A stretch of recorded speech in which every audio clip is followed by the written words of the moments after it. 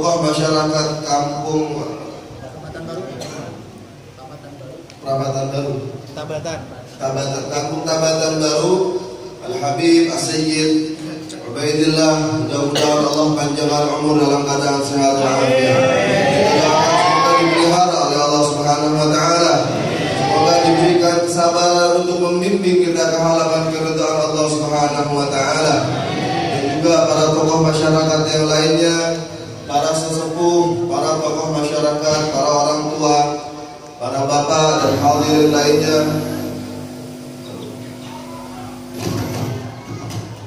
Para hadirin yang lainnya, semoga yang sama-sama mohon maaf saya tidak sebutkan namanya satu persatu, namun tidak mengurangi rasa hormat dan ta'zim saya kepada kalian semua. Saya doakan, sama-sama kita doakan semua orang tua kita, bapak-bapak kita, tokoh masyarakat dan aparatur pemerintah, semoga dipanjangkan umur pula oleh Allah Subhanahu wa taala, dikabulkan hajatnya oleh Allah Subhanahu wa taala. Bapak kepala desa juga yang saya hormati, sudah dikasih makan tadi soalnya. Sudah dikasih makan disebut. Bapak kepala desa juga kita doakan panjang umur selaku wasilah saya, yang akhirnya yang mana beliau ini mengharapkan supaya sama-sama menghadiri daripada peringatan Isra Mi'raj di kampung Tabatan Baru ini. Alhamdulillah wa syukurillah, walaupun kita beda bahasa, walaupun kita beda adat, walaupun kita beda semuanya, tapi tujuan kita satu, harapan kita satu, yaitu tujuan kita mensenangi, membirangi Maulid Nabi Muhammad, Isra dan Mi'raj Nabi Muhammad, dan tujuan kita, harapan kita ridha Allah dan ridha Rasulnya Nabi Muhammad sallallahu alaihi wasallam. Dan para ibu-ibu hadirat, kaum ibu yang berbahagia, yang walaupun enggak terpandang oleh mata, walaupun enggak kelihatan oleh mata, mudah-mudahan ibu-ibu semuanya dalam keadaan sehat walafiat. Ma'asyiral hadirin rahimakumullah, marilah sama-sama kita panjatkan puja dan puji syukur kita ke hadirat Allah Subhanahu wa taala, yang mana Allah Subhanahu wa taala masih mau memberikan taufik, hidayah, inayah, petunjuk kepada kita semuanya untuk kita menggerakkan hati kita hingga kita mampu melangkahkan kedua kaki kita di tempat yang mana, di tempat dimuliakan oleh Allah, di tempat yang benar dimuliakannya oleh Rasulnya Nabi Muhammad sallallahu alaihi wasallam. Ma'asyiral hadirin, yang mana Allah Subhanahu wa taala telah menentukan, telah berjanji bahwasanya Allah Subhanahu wa taala ingin memberikan tatapan rahmatnya bagi sekelompok hamba di kampung Tabatan Baru. Yaitu kapan? Sekarang kita berkumpul di tempat yang baik, memperingati Isra Mi'rajnya manusia yang paling baik. Nanti baik ya, baik. Memperingati manusia yang paling baik, manusia yang paling mulia, tempat yang mulia dan dimuliakan oleh yang maha mulia, yaitu Sayyidina Muhammad sallallahu alaihi wasallam. Dan juga dimuliakan pula lewat hadisnya, yaitu apa? Dalam hadis Nabi Muhammad sallallahu alaihi wasallam, ahibbul bilad ila Allah masajiduha wa abghadul bilad ila Allah aswaquha. Tempat yang paling dicintai oleh Allah Subhanahu wa taala adalah masjid-masjidnya Allah Subhanahu wa taala. Dan tempat yang paling tidak disukai oleh Allah Subhanahu wa taala adalah pasar-pasar. Kenapa pasar tidak disenangi? Karena disinilah ada percurangan di antara timbangan, ada kebohongan, ada sumpah palsu. Kadang tukang pasar ini dagang tempe, dagang terong pakai nyebut demi Allah. Ada nggak Pak yang gitu Pak? Demi Allah sini dagang tempe segini, nggak perlu. Jadi apa? Yang lebih baik berdaganglah dengan cara Nabi Muhammad. Berdaganglah dengan cara para ulama kita yang telah diajarkan dalam ilmu syariat agama. Introspeksi diri kita ini sangat kurang. Karena apa? Banyak semuanya umat manusia, terutama di Indonesia ini, terutama sekarang lagi ramai masalah virus corona. Lagi rame banget ini. Sampai salaman sama temen kayak salaman sama musuh. Salaman sama orang tua kayak salaman sama musuh. Kagak mau bersentuhan. Jadi apa? Ketika terjadinya seperti ini, jangan kita menyalahkan yang lain. Jangan kita apa ya bahasanya? Ngedumel Gerunul apa tuh? Ngomong di hati, menggerunung. Kalau bahasa orang Kalimantannya menggerunung. Jadi Pak, sekilas info, saya ini baru pertama kali menginjakkan kaki di Kalimantan. Jadi bahasanya masih belum nyatu, baru ngerti kada, sidin, masih ngerti gitu doang. Belum ngerti yang lain-lain. Jadi saya ceramahnya pakai bahasa begini aja, insya Allah bisa dimengerti ya Pak ya. Bu, bisa dimengerti ya Bu? Insya Allah, walaupun sedikit agak kurang paham ya minta maaf, minta ridho dan semuanya. Jadi apa? Kita harusnya mengambil pelajaran. Kenapa kok sekarang Indonesia seperti ini? Kenapa kok kampung saya ini seperti ini? Kok nggak maju-maju kampung saya ini? Nggak kayak kampung-kampung yang lainnya. Kenapa kok kampung-kampung lain itu semuanya dengan mudah memperingati peringatan agama? Kenapa? Ada suatu kisah di era pemimpin Islam Sayyidina Umar ibn al-Khattab radhiyallahu taala anhu sebagai khalifah yang kedua Islam, sahabat Nabi Muhammad sekaligus mertua Nabi Muhammad. Pada masa Sayyidina Umar, di sini kaum muslimin, umat Islam bertempur atau berperang melawan Raja Persia yang bernama perangnya perang Qadisiyah atau perang Persia, melawan Raja Persia. Maka pada saat itu semua sahabat-sahabat, semua para tabi'in, semua pasukan perang umat Islam berangkatlah menuju ke Persia. Tatkala menuju ke Persia, menghadapi pertempuran yang sangat dahsyat, maka pada saat itu umat muslimin mengalami kekalahan, tidak menang bahasanya. Akan tapi apa? Pulanglah salah satu daripada pasukan tempur tersebut ke Madinah, tempat di mana Sayyidina Umar bin Khattab bertempat tinggal.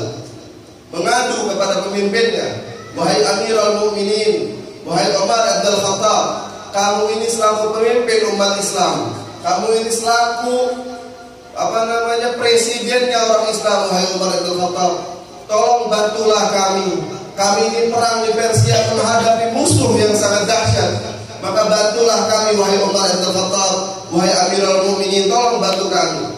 Maka pada saat itu Sayyidina Umar mempersiapkan pasukan kedua. Berangkatlah pasukan tersebut ke Persia untuk membantu bala tentara yang ada di Persia. Tatkala perang lagi, terjadi kekalahan lagi terhadap umat muslimin.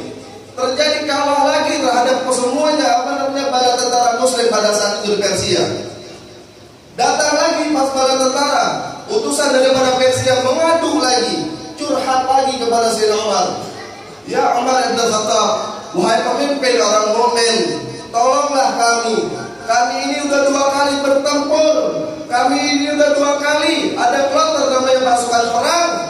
Tolong bantulah kami, wahai Umar bin Khattab. Kirimkan bala tentara bantuan untuk membantu kaum muslimin yang sedang berperang yang sangat dahsyat di Persia, wahai Amirul Mukminin. Dikirimkan lagi oleh Umar bin Khattab pasukan yang ketiga. Jadi sampai berapa kali, Pak? Berapa kali? 3. Tegang banget kayaknya. Lalu Pak, ini serius sedikit, ntar habis cerita ini baru dari ketawa lagi, oke? Jadi apa? Dikirimkan lagi pasukan ketiga ke Persia.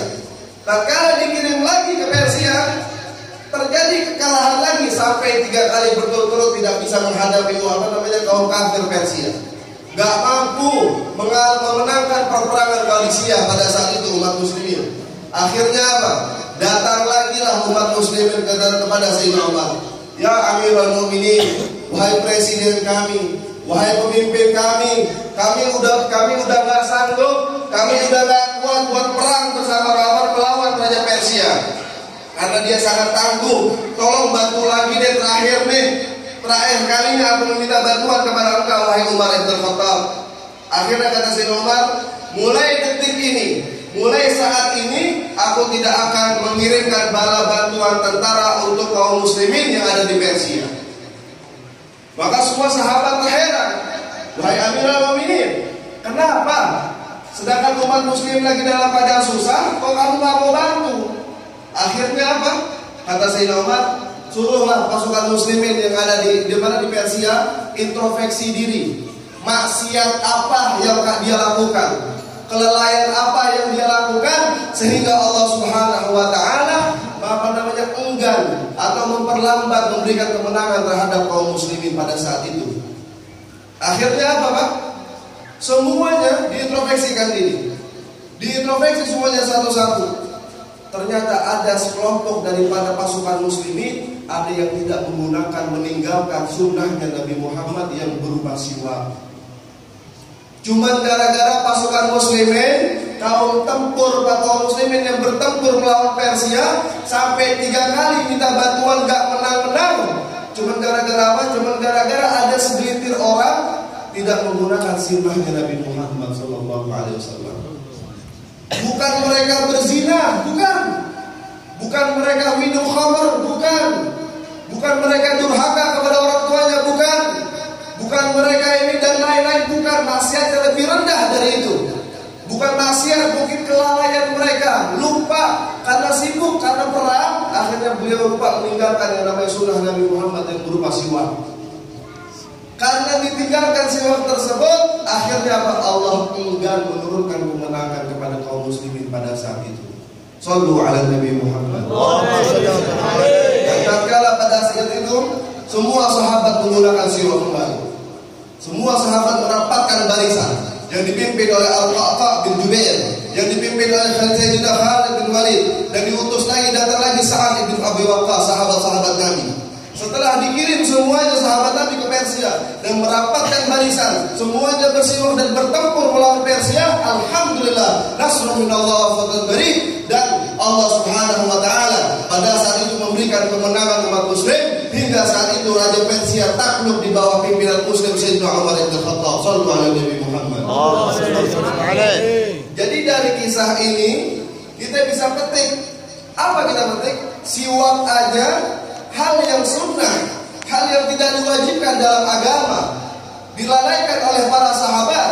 Ini setelah sahabat yang selalu tiap hari memandang Nabi Muhammad, sholat di belakang Nabi Muhammad, Allah enggan, Allah tidak mau memberikan pertolongannya pada saat itu.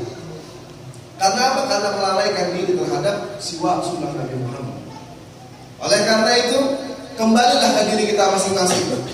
Kita selalu setiap tahun memperingati Isra Mi'raj Nabi Muhammad. Kita setiap tahun memperingati Maulid Nabi Muhammad. Kita setiap tahun memperingati Haul, memperingati yang namanya kegiatan-kegiatan Islam lainnya. Sampai di mana peringatan-peringatan tersebut? Sampai di mana bekas-bekas daripada barakah peringatan-peringatan Islam lainnya?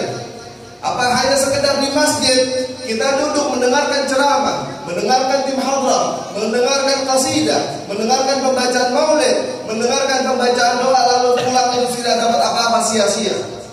Akan tapi bukan ini yang kita harapkan, bukan ini yang kita niatkan.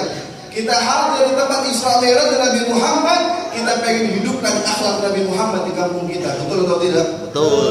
Kita pengen hidupkan akhlak Nabi Muhammad. Yang bapak-bapak semuanya mengikuti akhlak Nabi Muhammad, yang perempuan semuanya mengikuti akhlak Sayyidah Fatimah Zahra binti Rasul sallallahu alaihi wasallam. Masya Allah, yang saya hormati juga para tim hadrah. Ya Masya Allah, begitu tabuhan dan begitu semangat, begitu rapi, begitu cakep. Alhamdulillah wa syukurillah. Saya teringat penyair Arab mengatakan, Syekh Yusuf Al-Nabhani Al-Mutanabbi mengatakan, wa ma madahtu Muhammadan bi qasidati walaupun madahtu qasidati bi Muhammadi. Tidaklah aku memuji Nabi Muhammad ini dengan syair-syair yang aku karang, melainkan syair-syair aku merasa terpuji tatkala di dalamnya disebut nama Nabi Muhammad sallallahu alaihi wasallam. Begitu juga kita duduk semuanya di tempat yang mulia ini bukan karena Nabi Muhammad mengharapkan pujian dari kita, bukan kata Nabi Muhammad mengharapkan ada umat yang memperingati Isra dan Mi'raj Nabi Muhammad. Akan tapi apa? Kita semua di sini mengharapkan ridha Allah dan ridha Nabi Muhammad sallallahu alaihi wasallam. Dan juga bagaimana apabila para umat-umat zaman sekarang dia mengharapkan kemenangan, dia mengharapkan kejayaan, dia mengharapkan kelancaran semua problematika yang ada di depannya. Akan tapi tatkala masih ada beberapa orang di hadapannya, orang yang meninggalkan salat, orang yang meninggalkan yang namanya akhlak-akhlak Nabi Muhammad, orang yang mana masih melalaikan syariat-syariat agama, orang yang masih banyak orang melalaikan akhlak-akhlak dan norma-norma agama, Oleh karena itu, lewat peringatan tema Isra Mi'rajnya ini, tidak lain dan tidak bukan, tanamkan di hati kita jiwa cinta terhadap syariat agama kita sendiri. Setuju? Setuju. Setuju? Setuju. Karena apa, Pak? Ini sebuah nikmat. Ini lemas banget kayaknya nih ya. Saya nggak mungkin panjang lebar lagi, Pak. Insya Allah sekitar 10 menit lagi sudah selesai. Karena saya melihat kondisi muka bapak-bapak udah agak sedikit berubah, mungkin sedikit lapar, gitu. Kalau mau ngaku juga malu karena rame, ibu-ibu juga udah agak sedikit gak betah mungkin duduknya ya. Jadi apa? Di dalam Maulid Al-Habsyi tadi dikatakan, "Faman faja'athu hadhil bisyarah wa talaqqaha biqalbin salim faqad hudiya ila siratim mustaqim." Kita selalu baca Maulid Subtudurar. Banyak orang yang baca Maulid Subtudurar di sana, di masjid, di musola, di langgar, di rumah dan lain-lain tempatnya. Akan tapi apa? Renungkan satu kalimat ini. Faman faja'athu hadhil bisyarah wa talaqqaha biqalbin salim. Siapa orang yang mendapatkan al-bisyarah, yaitu apa? Pilihan, kabar gembira dari Allah Subhanahu wa taala. Kita ini semuanya yang duduk pada siang hari ini menjelang sore adalah termasuk orang hamba Allah, entah ibu-ibu walaupun di luar, entah bapak-bapak, entah anak-anak, semua mendapatkan bisyarah dari Allah. Apa itu bisyarah? Kabar gembira, rahmat dari Allah Subhanahu wa taala. Wa talaqqaha biqalbin salim. Tapi ada syaratnya, Pak. Itu apa? Talaqqaha biqalbin salim. Tatkala mendapat kabar gembira, talaqqaha biqalbin salim. Terimanya, baca yang namanya kabar gembira tersebut dengan hati yang rela, dengan hati yang bersih, hati yang jujur. Kadang orang hadir di tempat pengajian, hadir di tempat Isra Mi'raj, tapi mulutnya senyum, mulutnya semangat, tapi hatinya menggerunung. Betul. Aduh, Habib lama banget ceramah ini. Betul. Kau sidang lagi. Anak hadroh lama banget, sumpah itu hadroh biar rusak tuh hadroh. Ada lagi ibu-ibu yang ngomong di pojokan, aduh mati lampu apa? Listrik biar mati, apa itu listrik? Biar rusak tuh listrik, ada gitu. Macam-macam, orang-orang kayak gitu macam-macam. Emang Pak, yang namanya Bu, di tempat kayak beginian nih, yang model kayak begini, peringatan Maulid, peringatan Isra Mi'raj, atau tempat-tempat zikir, itu bawaannya emang kagak betah aja. Bawaannya di hati gak betah. Duduk bersandar salah, duduk selonjor apa? Bahunjur. Apa? Bahunjur.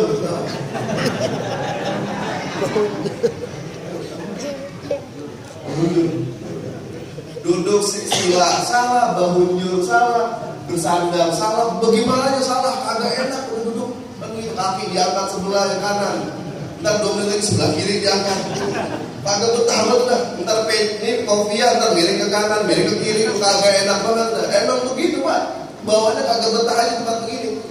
Pernah salah satu ketika, salah satu murid Al-Habib Abdullah Al-Haddad, saya beraktif, itu bertanya kepada gurunya, kepada Imam Haddad, wahai Imam Al-Haddad, ini cerita nyata, dikisahkan dalam kitab An-Nafa'is Al-Uluwiyah. Ditanya Imam Haddad, wahai Habib Abdullah, kenapa sih orang kalau hadir di pengajian, hadir di tempat-tempat yang baik, hadir di tempat maulid, itu bawaannya gelisah, bawaannya tuh nggak betah, bawaannya pengen pulang aja, bawaannya ngantuk. Kenapa deh? Kenapa? Gitu. Apa kata Habib Abdullah Haddad? Itu tandanya dosanya mau keluar. Dosanya mau dihapus sama Allah. Makanya apa? Gelisah. Sama orang kalau punya bisul, Pak. Bisul tau bisul? Tau bisul gak? Itu kan kalau mau sembuh kudu dikeluarkan, harus dikeluarin tuh yang putih-putihnya tuh. Sakit gak tuh? Sakit, sama. Itu juga dosa mau keluar, begitu gelisah juga. Orang kalau dipencet Pak bisulnya, teriak. Sakit banget kalau bisul. Betul? Betul. Itulah logikanya sama-sama. Mudah-mudahan keluar dari sini dosa ini diampuni oleh Allah. Amin. Anak-anak kita ini yang masih kecil jadikan anak yang berbakti pada orang tuanya. Amin. Yang orang tua dijadikan yang saleh. Amin. Dan begitu, gak ada cita-cita kita yang tadinya punya utang, gak lunas-lunas, berangkat niatnya hatinya baik, hatinya jujur, niatnya nggak macam-macam, pulang dilunasi utang sama Allah. Amin. Dia punya urusan dilancar itu urusan sama Allah. Ibu-ibu yang belum punya anak dipermudah oleh Allah supaya dapat keturunan. Karena niatkanlah yang niat-niat yang baik, setiap hadir di tempat majlis taklim, majlis pengajian gitu. Ada salah satu ulama, saya membaca dalam kitab Majmu' Kalam Al-Habib Ahmad bin Umar bin Suwaid. Salah satu ulama terkemuka di Hadramaut Yaman. Beliau ini mengatakan dalam satu kata-katanya, fi majlisil ilmi fihi sirrun. Di dalam majlis ta'lim ilmu seperti ini ada rahasia, kata Habib Ahmad bin Umar. Apa salah satunya?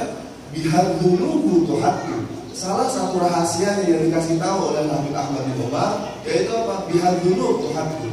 Dosanya diampuni oleh Allah Subhanahu wa taala. Wa man yatlubul ilma tuhdha bi rutbatin la tuhaddu. Dan barang siapa orang yang mau duduk di pengajian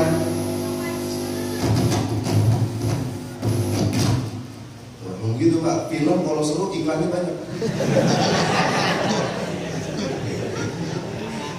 Film kan Pak ya, film itu di TV. Kalau lagi seru tuh iklan. Biasanya kalau yang nggak seru itu nggak iklan, sama iklan dulu. 2 kali ya Pak ya. Sama iklan juga. Bu sehat Bu. Bu, ini ibu di mana nih Jas?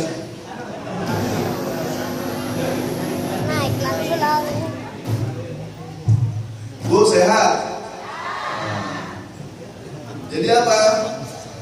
Namanya film itu kalau seru banyak iklan dulu. Kadang lagi seru-serunya di jagoannya lagi mau berantem sama musuh yang terakhir, iklan. Ngapa jadi film berantem timbul di TV iklan sampok kan begitu kadang-kadang. Itu juga nih.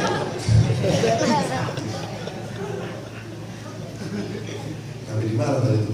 Jadi kata Habib Umar, orang yang mau menuntut ilmu, orang yang mau hadir di pengajian kayak begini apa namanya? Allah akan menang orang ini. Menang dalam hal apa? Birut batin la tuhatu, dengan derajat yang gak bakal siapapun menandinginya kecuali orang yang duduk di majlis ta'lim pula. Alhamdulillah.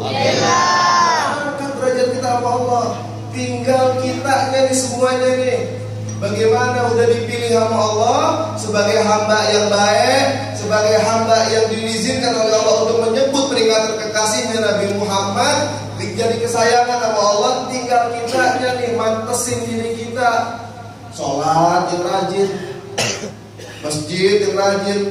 Ini kayaknya emang di mana-mana Pak, bukan di sini doang, di Bekasi juga begitu. Kalau lagi peringatan Maulid malam full sampai keluar malamnya tuh. Subuhnya 4 orang.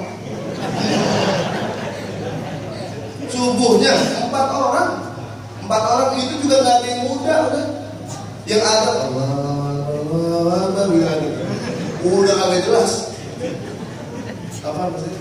Udah kai semua.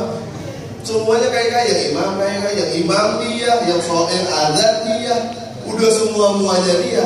Akhirnya karena itu pantaskan diri kita, gimana tempatkan diri kita. Oh iya, saya ini udah dipilih sama Allah jadi hamba yang baik. Buktinya saya diizinkan oleh Allah untuk duduk di masjid Allah, di rumahnya Allah. Bagaimana caranya memakmurkan daripada rumahnya Allah? Kan begitu. Waktunya sholat, as-salatu khairum minan naum. Allah rumah. Jangan pas waktunya azan rumah malah tutup pintunya, lampunya dimatiin. Ada nggak yang gitu? Ada nggak yang udah gitu Pak? Jujur aja udah. Ada yang begitu, karena sebelum subuh itu biasanya ada assalatu wassalamu alaik. Ada begitu tuh. Sebelum subuh ya arhamar rahimin irhamna, begitu sebelum subuh. Udah ada rumah dari tutup. Padahal yang tadi nonton bola. Dari semalam tuh jam 3 nonton bola. Pas giliran azan ditutup pintu rumahnya. Pas lagi malam pintu rumahnya dibuka, ada TV dikeluarin, ada kacang, ada Fanta, ada kopi, rokok, semuanya ada. Pas lagi giliran azan, karpetnya dilipat udah. Hambalnya dilipat udah. Yang mau sholat duluan sholat. Tentang saya mau belakangan. Yang mau sholat aja duluan, saya mau nanti belakangan. Ada yang begitu, ada yang begitu? Ada. Ada juga yang begini nih, temen lewat mau ke masjid, yang satu masih duduk depan rumah di mesin rokok. Mesin rokok kan yang satu udah rapi, udah pakai sarung, pakai baju koko, pakai kopiah, pakai sorban, udah wangi, udah maghrib. Temen lewat temennya nih, atau mesin rokok, diajakin dengan rokok, yuk sholat yuk di masjid. Apa jawabannya? Duluan dah, ntar gue nitip.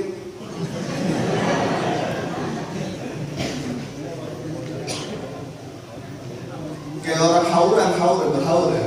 Orang berhaur kan begitu ada. Yuk nanti hadir di adik saya nikahan, ada ini. Kan biasanya pada ngasih amplop tuh buat ke pengantin. Di sini begitu ya Pak ya. Pada ngasih pengantin. Akhirnya apa? Saya nggak sempat hadir. Ulun nggak ada sempat hadir gitu ya. Ini amplopnya titipin aja ke dia. Kalau amplop bisa Pak dititipin. Di mana-mana sholat nggak ada ceritanya dititipin. Gak ada ceritanya. Gak tahu dong kalau dia madhabnya siapa, saya gak tahu. Kalau setahu saya ini memang ilmu saya pas-pasan Pak.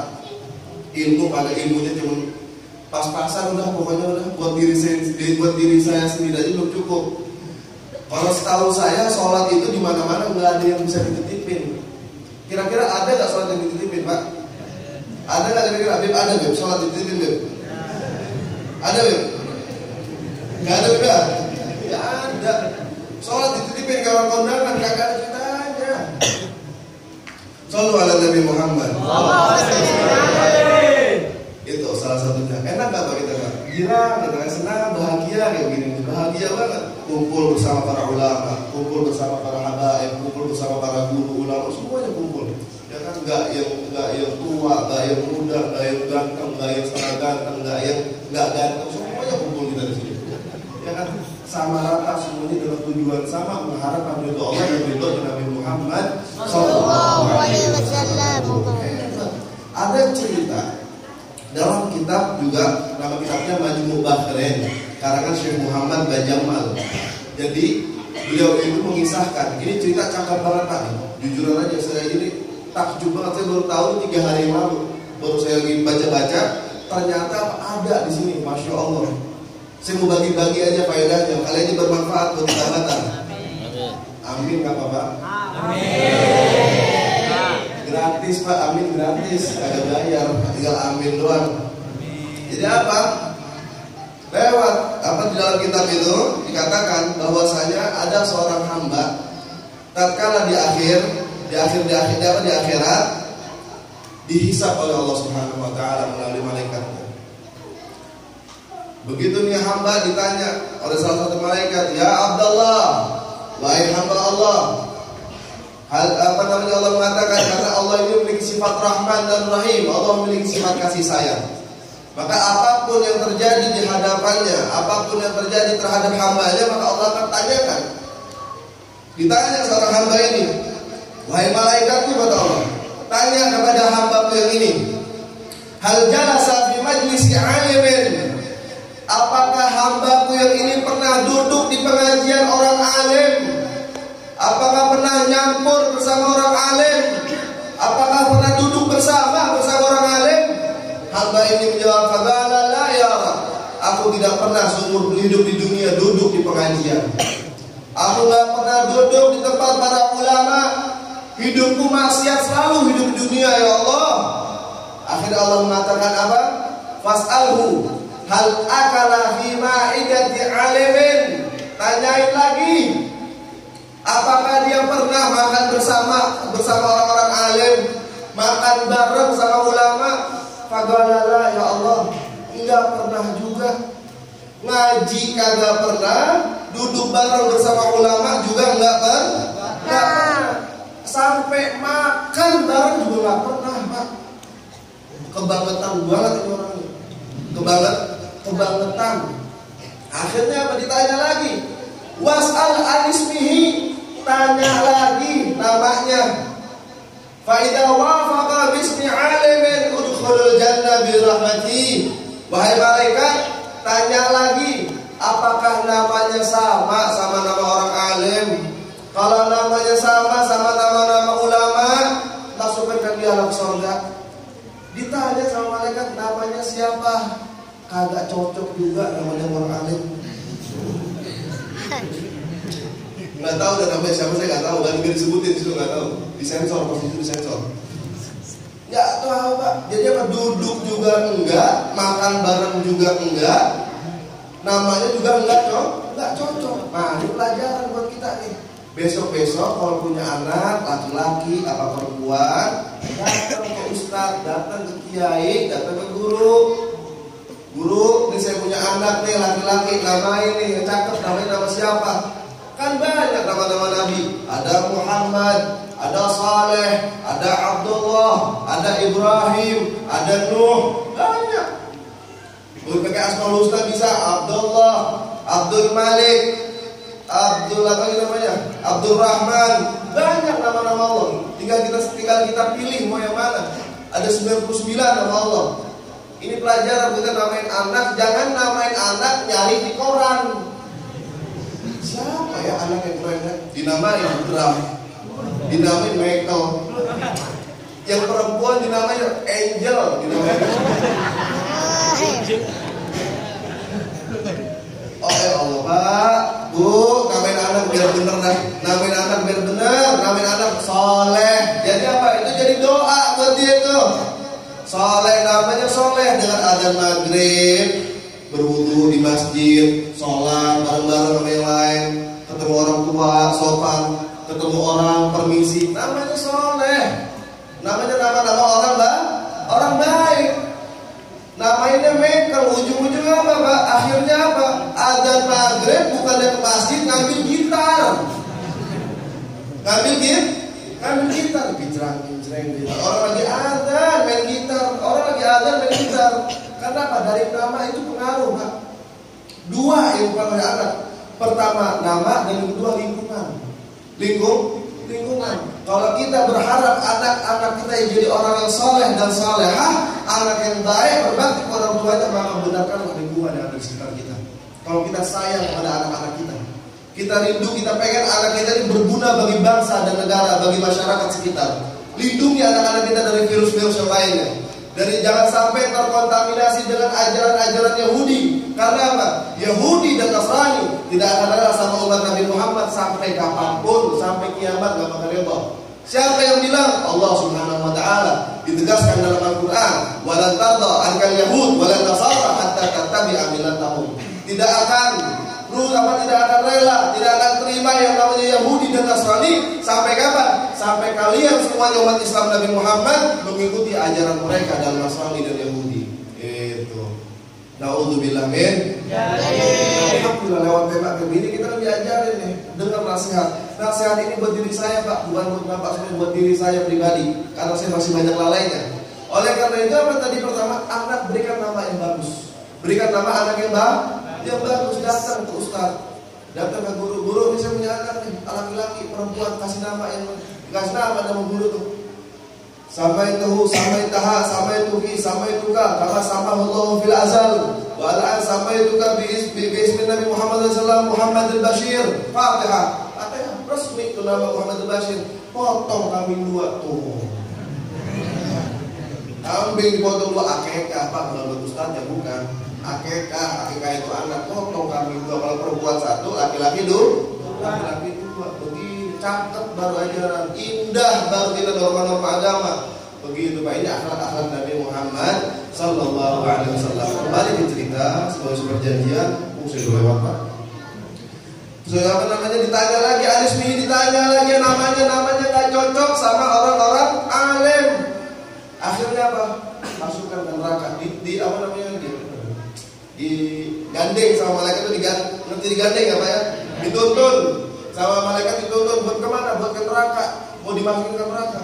Falamma gharubat 'anil khutwataini faqala ya Allah, faqala ya malaikati udkhulu 'abdi ila jannati fa innahu yuhibbu fulanan yuhibbu 'aliman wa jalasa ma'a 'alimin wa akala fi ma'idati 'alimin wa ismuhu muwaffaqa bismi 'alimin, kata Allah. Tak kala pengen 2 langkah lagi sampai kamu kemana, ke pintu neraka, Allah memberhentikan daripada malaikat tersebut. Wahai malaikat, wahai malaikat, berhenti, bawa hambaku ini ke dalam surga. Malaikat heran Pak, malaikat bingung, ini apa yang mau diandelin? Sebab apa dia masuk surga? Namanya nggak cocok, duduk di majelis taklim kagak, makan berwahal kagak, kok tiba-tiba Allah nyuruh dia masukin ke surga. Akhirnya apa? Tatkala dimasukin ke surga, atau Allah fa innahu yuhibbu fulanan. Karena ini orang mencintai seseorang atau memiliki teman. Temannya ini duduk di majelis taklim, makan bersama orang alim, namanya selalu bersama orang alim, cocok atau sesuai dengan nama orang alim. Maka asbab dia cinta kepada temannya yang selalu hadir di majelis taklim, masukkanlah dia ke dalam surga. Shallu ala Nabi Muhammad. Cuma modal apa Pak? Modal cinta, modal berteman doang sama orang baik. Berteman sama orang baik, akhirnya di akhirat selamat. Bayangin. Akhirnya punya pikiran begini. Oh ya udah Bib, kalau besok kalau begitu teman saya aja yang ngaji. Yang penting saya cinta sama dia. Bagaimana? Tapi untuk tetap di akhirat kagak bisa begitu Pak. Kita kan punya anak, kita punya istri, kita pengen semuanya bareng-bareng masuk surga. Makanya para ulama itu mengajarkan, salah satunya Al-Habib Umar bin Muhammad bin Salim bin Hafid disyahduakan. Mengajarkan dalam maulid itu mengatakan apa? Ya Rabbi wajma'na wa ahbaban lana fi darikal firdaus ya rajwana. Ya Allah ya Rabb, kata orang Tahayul apa yang kita ajarkan? Kumpulkanlah kami bersama orang-orang yang kami cintai di surga nanti. Itu seorang ulama besar mengharapkan doa sama Allah Subhanahu wa taala. Makanya Pak, kira seenggaknya kalau kita nggak bisa ngikutin para ulama, ngikutin para guru, minimal cintai para guru. Tanamkan di hati. Dengarkan nasihatannya. Jangan didengar tapi dilanggar. Jangan didengar tapi nggak dihirauin. Itu kayak pakai Bani Israel Pak. Bani Israel juga mendengar sami'na wa asaina ya Musa. Kami apa? Kami mendengar ya Musa wa asaina, tapi kami nggak mau ngelakuin. Tuh, itu Bani Israel Pak. Gitu Pak. Akhirnya kalau umat Nabi Muhammad prinsipnya wa qalu sami'na wa ata'na.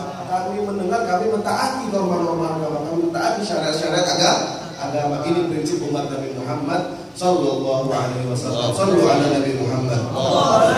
Kita lihat juga di Maulid Siduror tadi, yaitu apa? Ya Rabbi salli ala Muhammad ahlul wara man kana wasilan. Dikatakan tadi apa? Ya Rabbi salli ala Muhammad ahlul wara man kana wasilan.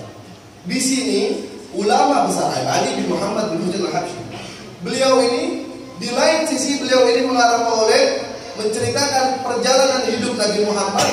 Di lain sisi pula Nabi Ali Habsyi ini menceritakan, mengenalkan kepada umat kepada kampung Tabatan Baru, siapa sih Nabi Muhammad itu? Bagaimana sih akhlaknya? Makanya kayak apa gitu maksudnya akhlak Nabi Muhammad? Di sini disebutin ahlul wara mantiqan wa asdaq. Nabi Muhammad SAW ahlul wara mantiqan, ucapan yang manis, ucapan yang selalu dirindukan oleh orang. Ini ucapan Nabi Muhammad. Ketika ketemu sahabat, assalamualaikum, bagaimana kabar, sehat? Bagaimana kabar keluarga kamu? Bagaimana kabar anak kamu? Kemana aja? Udah lama nggak ngeliat antum. Saya udah lama nggak ngeliat kamu. Saya rindu dengan kamu. Kapan kita bisa ngopi bareng? Kapan kita bisa kumpul-kumpul bareng? Ini akhlak Nabi Muhammad SAW. Selalu mengenakan. Akan tapi Nabi Muhammad gak hanya di mulut, ahlul wara mantiqan wa asdaq. Nabi Muhammad mulutnya berkata manis, hatinya jujur. Hatinya jujur, enggak menggerunung tuh Nabi Muhammad enggak. Jangan kadang-kadang tetangga beli mobil, tetangga beli motor, dipuji, motornya bagus ya, masya Allah, begini, masya Allah. Begitu balik ke rumah, paling utang gitu orang. Paling kredit gitu orang, belum lunas paling. Jangan. Ibu-ibu nih datang pengajian, ada temennya pakai abaya baru. Akhirnya apa? Masya Allah, abayanya bagus, dibeli di mana, ngedit di mana. Akhirnya apa? Begitu duduk, berbisik lagi sama sebelahnya. Paling kredit sama kajian. Paling ngambil di toko itu kredit. Sebulannya paling 50.000. Jangan. Tapi apa? Ucapannya manis, hatinya jujur. Satu aja ini Pak, kita terapin akhlak Nabi, hidup semuanya rukun, nggak ada ceritanya tetangga sama tetangga berantem, nggak bakal ada ceritanya berantem antara tetangga sama tetangga, nggak ada ceritanya, karena ucapannya selalu ngenakin, selalu enak dipandang, selalu enak didengar, selalu rindu ingin berbicara kepadanya. Ini akhlak Nabi Muhammad sallallahu alaihi wasallam. Masyaallah hadirin rahimakumullah, sebagai penutup, mari sama-sama kita renungkan bahwasanya tidak ada yang kita bawa, tidak ada suatu apapun yang kita bawa di muka bumi ini kecuali satu amal saleh.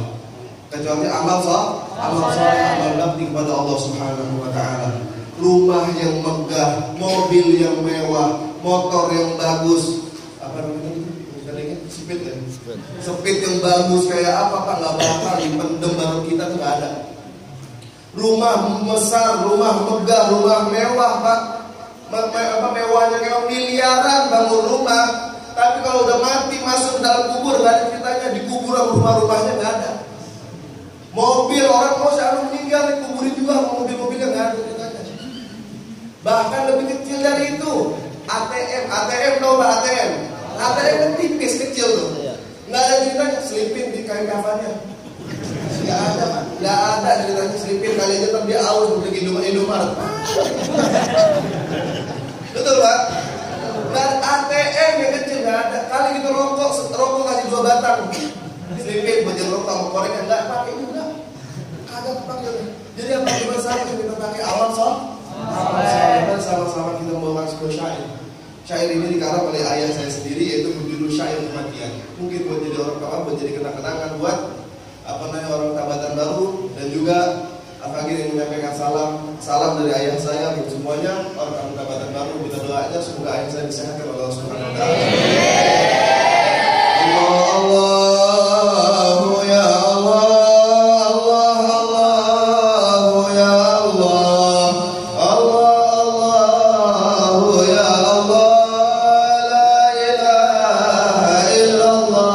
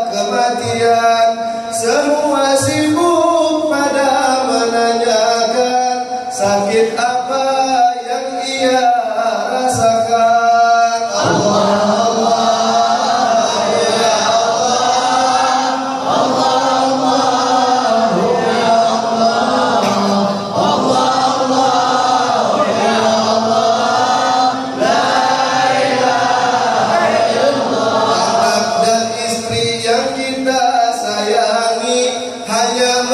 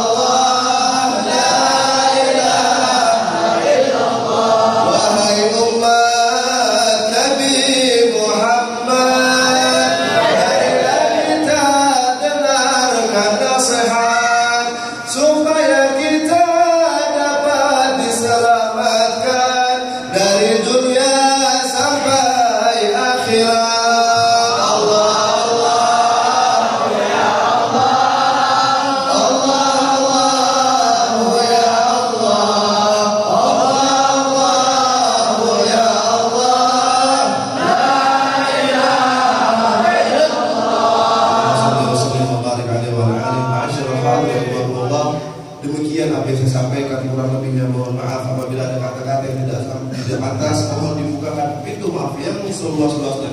Ada sikap yang tidak enak dilihat, mohon dibukakan, mohon diridhokan, mohon direlakan. Ngomongnya kelamaan, ngomongnya terlalu frontal, mungkin saya minta maaf dan seluas-luasnya, terutama kepada orang tua, pada para guru yang ada di sini, semuanya saya minta maaf ya Pak ya, diridhokan, ulun minta rela lah, gitu ya. Maksud hati ingin mengumpul, namun apa daya tangan tak sampai. Insya Allah lain waktu kita jumpa kembali. Hadanallahu wa iyyakum ajma'in. Wassalamualaikum warahmatullahi wabarakatuh. Waalaikumsalam warahmatullahi wabarakatuh. Demikian tausiah atau ceramah agama dari Al-Habib. Oke, alhamdulillah. Mudah-mudahan kita semua dapat mengambil hikmah dan intisarinya untuk diamalkan dalam kehidupan sehari-hari yang telah disampaikan, dan langkah kaki kita senantiasa dimudahkan oleh Allah Subhanahu wa taala untuk beribadah serta melaksanakan sholat 5 waktu, awal waktu dan berjamaah dengan istiqamah di dalam doa. Ya, untuk selanjutnya doa awal jamaah yang menceritakan kepada ya Habib Abdillah Abdullah, kami silakan sebelum sudah berbuat terus.